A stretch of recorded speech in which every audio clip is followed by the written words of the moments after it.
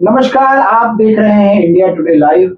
आज हमारे सामने बैठे हैं हिंदुस्तानी अवाम मोर्चा के अल्पसंख्यक मोर्चा के प्रदेश अध्यक्ष शकील अहमद हाशमी साहब और हिंदुस्तानी अवाम मोर्चा के मुजफ्फरपुर जिला के अध्यक्ष है संजय आलम जी।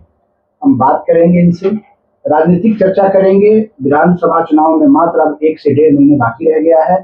सभी राजनीतिक दल जोरों शोरों से अपनी तैयारी कर रही है।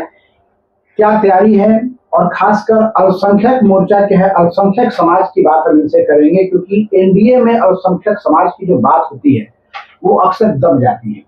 टिकट की समस्या होती है, बहुत कम संख्या में लोग हैं एनडीए में, खासकर मुस्लिम समुदाय के लोग बहुत कम हैं। और एक बिहार में जो एक ट्रेंड सेट है कि मुसलमानों का वोट किसको मिलता है, तो वो मिलता है महागठबंधन को, कांग्रेस और आरजेडी को। इन तमाम मुद्दों पे हम बात करेंगे शकील अहमद हाशमी साहब से और संजय आलम जी से।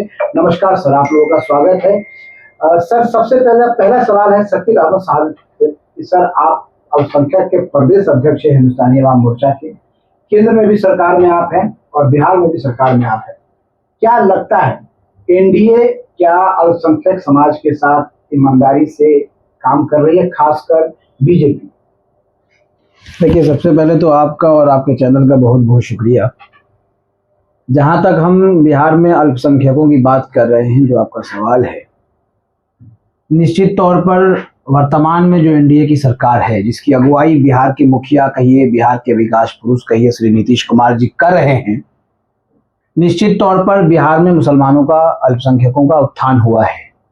उनके लिए एक दो नहीं, कई योजनाएं बनाई गई है और उसका लाभ भी उन्हें मिल रहा है। ये तो आप कह रहे हैं ना, अल्पसंख्यक इसको मान नहीं रहे हैं, वो तो विरोध में रहते हैं। देखिए, नेता काम करते हैं और पब्लिक की जो मांग होती है वो कभी खत्म नहीं होती है। एक बच्चा अपने घर के गार्जियन से जब किसी चीज की इच्छा करता है तो गार्जियन उसको पूरा करता है, लेकिन फिर नई इच्छा उसके अंदर जागरूक हो जाती है, नई चाहत उसके अंदर पैदा हो जाती है। तो आवाम की हर चाहत को आप पूरी नहीं कर सकते। 15 साल जो जुमलों की सरकार थी 2005 से पहले, उस 15 साल के गुजर जाने के बाद, 2005 के बाद जो नीतीश कुमार जी की अगुवाई में लगातार सरकार बनती रही बिहार में, आप उसको देखें तो आपको पता चलेगा कि मुसलमानों के लिए कितना काम हुआ है। वोट परसेंटेज तो इंडिया के प्रति मुसलमानों का बढ़ा दिखता नहीं है, अभी घटा ही है। खासकर वक्फ बोर्ड बिल जो आया एनडीए की तरफ से, बीजेपी की तरफ से, उसको लेकर मुसलमानों में बहुत नाराजगी देखी जा रही है। और मुसलमान एनडीए में, खासकर जिन नीतीश कुमार की आप बात कर रहे हैं, तारीफ कर रहे हैं, उनके खिलाफ लोग ज्यादा गोलबंद हुए। वक्फ संशोधन बिल को समझने की जरूरत है। निश्चित तौर पर बिहार में वक्फ प्रॉपर्टी पर कब्जा हुआ करता था, लेकिन वक्फ विकास योजना भी नीतीश कुमार की ही देन है। और उसी के अंतर्गत दरभंगा हो या किशनगंज हो या बिहार के और अन्य सारे जिलों में जहां अल्पसंख्यक आवासीय विद्यालय बन रहा है, ये वक्फ विकास योजना इसी एनडीए गठबंधन की, नीतीश कुमार की अगुवाई वाली सरकार की है। अभी खासकर चुनाव है तो टिकट की बात सब जगह होती है। मुसलमानों को टिकट एनडीए की तरफ से कितना मिलेगा, आपको कोई आइडिया है इसके बारे में? देखिए, मैं भी इस पार्टी से बिलोंग करता हूँ।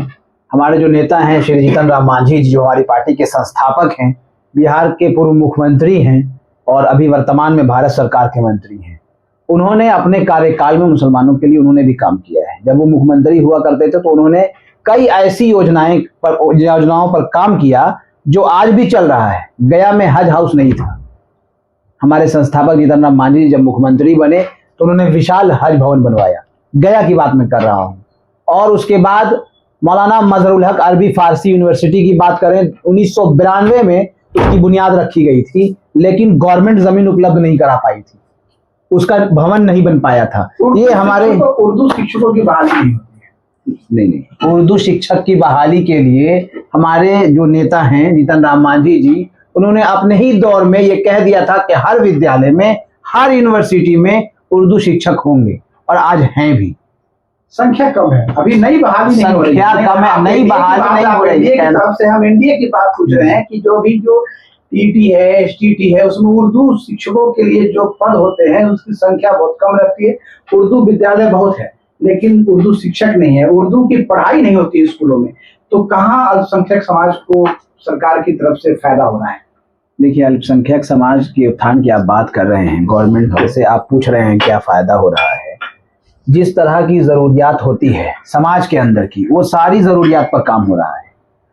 आप देख लीजिए, मदरसा को देख लीजिए, मदरसा के पहले क्या हाल हुआ करते थे, लेकिन आज मदरसा के जितने शिक्षक हैं, जितने मौलवी हजरात हैं, उनको 7वां वेतनमान मिल रहा है कि नहीं मिल रहा है? आप लोग प्रेस वाले लोग हैं, आप जाके मदरसा के अंदर भी जो गवर्नमेंट से रजिस्टर्ड मदरसा है, आप पूछ सकते हैं मदरसा शुद्धिकरण योजना किसके सरकार में बना? मदरसों में धार्मिक और पुरानी तालीम के साथ साथ कंप्यूटर की तालीम, कंप्यूटर का शिक्षा किसके सरकार में दिया गया? डिजिटल शिक्षा मदरसों में होना चाहिए था, अभी इसमें सरकार पीछे है। डिजिटल शिक्षा मदरसों में हो रही है, सैकड़ों नहीं हजारों मदरसों में गवर्नमेंट ने कंप्यूटर दिया है बाज़ाब्ता तौर से, और बच्चे कुरान के साथ साथ कंप्यूटर सीख रहे हैं। टिकट की बात मैंने आपसे पूछा था कि टिकट के बारे में आपकी क्या, मतलब एनडीए की क्या पॉलिसी है? क्या इस बार हमारी पार्टी को, हमारे नेता के आपकी पार्टी से किसी, हमारी पार्टी जब पहली दफा चुनाव लड़ी थी बिहार में, तो 3 मुसलमानों को टिकट मिला था हमारी पार्टी से। आगे भी उम्मीद है, और निश्चित तौर पर हमारे नेता मुसलमानों के हितैषी रहे हैं और हैं। पिछली बार तो टिकट नहीं मिला आपकी पार्टी से, किसी मुस्लिम को तो नहीं मिला। सबसे पहले जब हमारी पार्टी चुनाव लड़ी थी, 3 मुसलमानों को दिया था, जिसमें एक शारिम अली बेलागंज से थे। इस बार क्या उम्मीद है?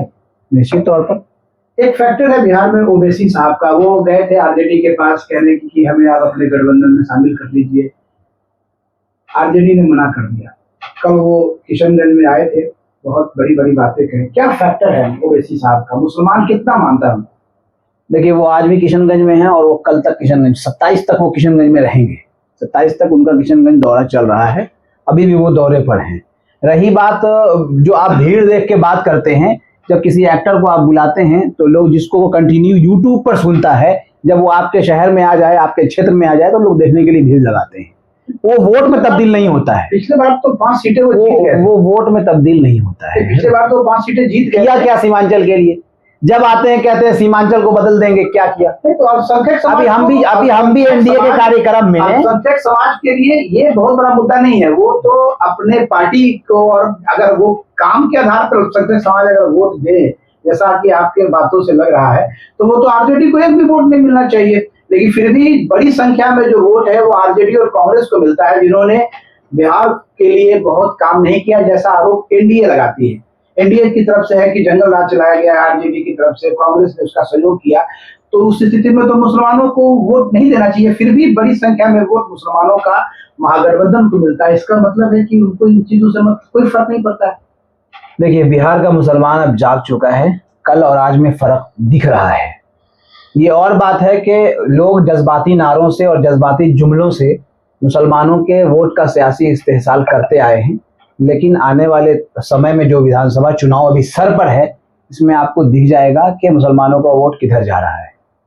महागठबंधन के रैलियों में देश के प्रधानमंत्री के माताजी को गाली दिया जा रहा है, उसमें मुसलमान भी शामिल होते हैं। किसी मुस्लिम ने गाली नहीं दिया, ये आरोप नहीं है, लेकिन मुस्लिम भी उसमें शामिल होते हैं। तो ये कौम की बदनामी हो रही है, पार्टी की बदनामी हो रही है? क्योंकि ये सब चीज़ों पर मैं कोई टिप्पणी नहीं करूंगा। हाँ, अगर गाली दिया है तो किसी की भी माँ का सम्मान रखना चाहिए।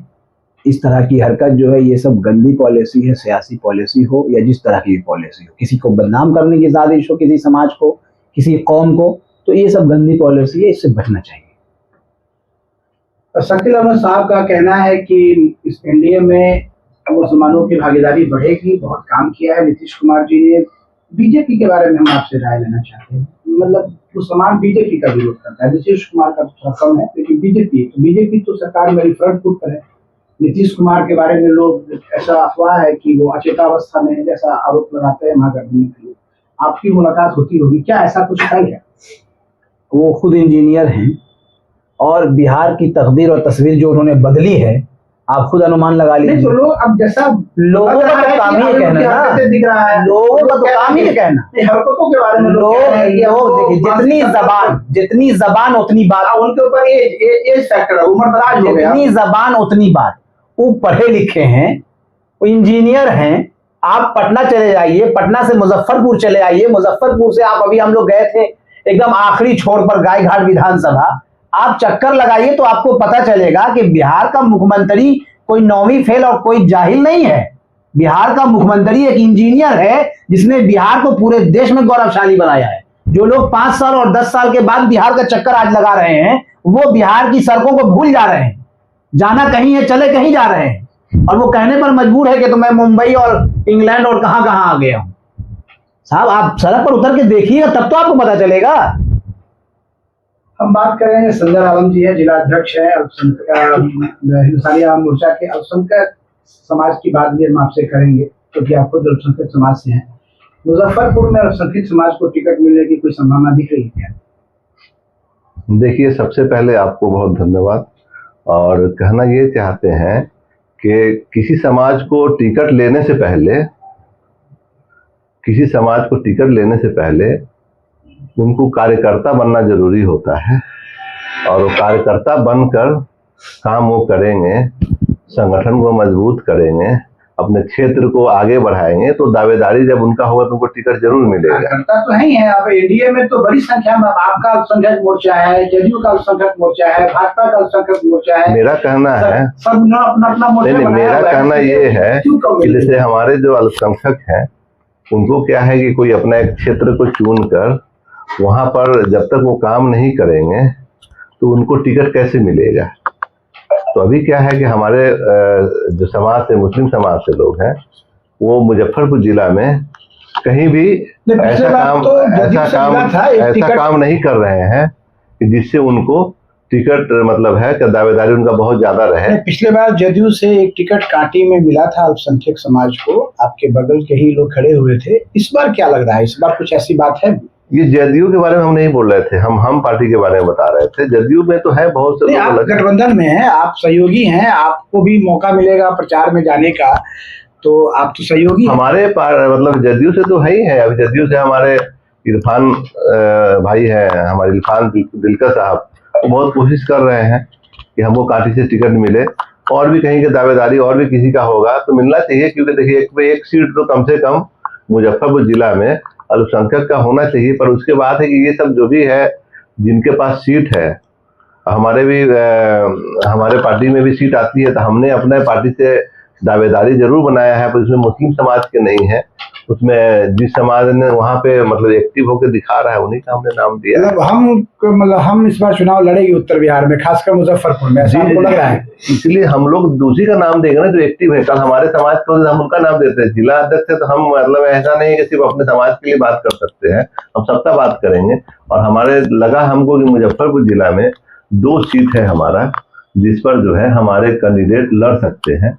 एक आपको कांटी हो गया, दूसरा एक बुचहा हो गया। तो हमने अपने राष्ट्रीय अध्यक्ष जी को, डॉक्टर संतोष कुमार सुमन जी को, हमने अपने पत्र भी दिया है, और वो पत्र हम लोग पेपर में भी दिए थे, पेपर वगैरह में छपा भी है कि हमारी तरफ से मांग है कि हमारे 2 विधानसभा में किसी एक विधानसभा में कम से कम सीट मिले। आज मुजफ्फरपुर में एनडीए का जो विधानसभा सम्मेलन हो रहा था, उसकी आज समाप्ति हो गई। मतलब जो भी विधानसभा थे यहाँ पे 11 सभी जगह हो चुका है।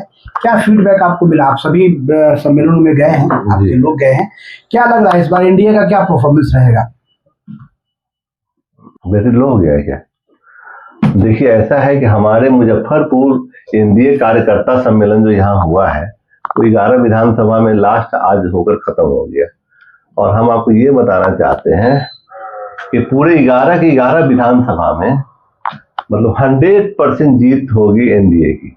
11 की 11 तो कहीं तो लड़ाइयां हो रही हैं। अभी आप गायघाट की बात कर रहे हैं तो 2 प्रत्याशी 3 प्रत्याशी आपस में झगड़ रहे हैं। कांटी में भी यही हुआ, बोचहा में भी यही हुआ, आज गायघाट में हो गया। तो कहीं कहीं देखिए, ये तो होना जरूरी है नहीं। इसका मतलब ये तो क्या भीतर घात तो होगा? हम बता रहे हैं इसका मतलब क्या। हमारे आज गायघाट में भी एक दूसरे में दो प्रत्याशी थे, 2-3 प्रत्याशी थे, अपने में थोड़ा झोंका-झोंकी हुआ है, और ये होना भी चाहिए, क्योंकि हमारे यहाँ एक दावेदार जो है ना एक नहीं है। हमारे यहाँ अन्य दावेदार जब जहाँ ज्यादा होता है और सब मजबूत दावेदार आप कह रहे होना चाहिए, और अक्सर ये कहावत है कि बहुत सारे लोग मिलकर खेल खराब कर देते हैं, तो ये तो भीतर घात की संभावना बढ़ रही है ना। ऐसा नहीं, किसी एक को तो मिलना ही है, पर देखिए वहां पर क्या है, कैंडिडेट 2-3 कैंडिडेट जहाँ पे है एकदम मजबूत होता है, तो वहां पर क्या है कि लोग अपने में थोड़ा अपना पावर वो दिखाते हैं, अपना पावर वो दिखाते हैं कि हमारे जो बड़े में तो यही नुकसान है ना। पटना से अगर मान लो जो जिसको टिकट नहीं मिला वो तो कल आपको वो चाहेगा कि मुझे नहीं मिला, तो वो आदमी नहीं जीते क्योंकि मुझसे आगे निकल जाएगा, तो फिर मेरे हाथ से देखिए जो निकल जाएगी। मुख्य अतिथि जो आते हैं ना, तो मुख्य अतिथि जो होते हैं वो स्टेट से उनको भेजा जाता है कि आप देखिए कि आपके जो विधानसभा में आप जा रहे हैं वहाँ कैंडिडेट का पोजीशन कैसा है, तो वहाँ अपने आप अपना जोश दिखाते हैं इन लोग कि चलिए हम आगे, हमारे पास इतने हैं, हमारे पास इतने हैं। तो ये नहीं दिखाएंगे तो वो कैसे कोई सोचेगा कि यहाँ के प्रत्याशी है। तो इसमें कोई गलत बात नहीं है। जहाँ ज्यादा प्रत्याशी होंगे वो अपना मुकाबला कर दिखाएंगे, अपना पावर दिखाएंगे, और दिखाने से ये लगता है आज का रिकॉर्ड टूटा हुआ है। आज 30,000 से कम लोग नहीं थे वहां पे। बहुत बड़ी बात है। संदर जी ने आज मतलब गायघाट विधानसभा का जो फीडबैक दिया, इनका कहना है कि आपस में जो लड़ाइयाँ हो रही हैं ये अपनी ताकत दिखाने का है कि हम बेहतर है, हम बेहतर है, क्योंकि एनडीए की बैठक है, एनडीए का विधानसभा है। हर पार्टी ने अपने अंदर एक मजबूत उम्मीदवार को तैयार किया हुआ है और सारे उम्मीदवार मिलके एनडीए में जो बैठक कर रहे हैं, जिसके लेके थोड़ा द्वंद्व है। और सबसे बड़ी बात है कि इनका दावा है कि 11 के 11 विधानसभा हम जीत रहे हैं। ये बहुत बड़ी बात है। अपनी पार्टी की तरफ से भी इन्होंने कांटी और बोचहा विधानसभा की दावेदारी की है। अब देखना होगा कि एनडीए में इनकी पार्टी को क्या महत्व मिलता है। बहुत बहुत धन्यवाद शकील अहमद हाशमी साहब का और संजय आलम साहब का कि आज उन्होंने बात किया। बहुत बहुत धन्यवाद।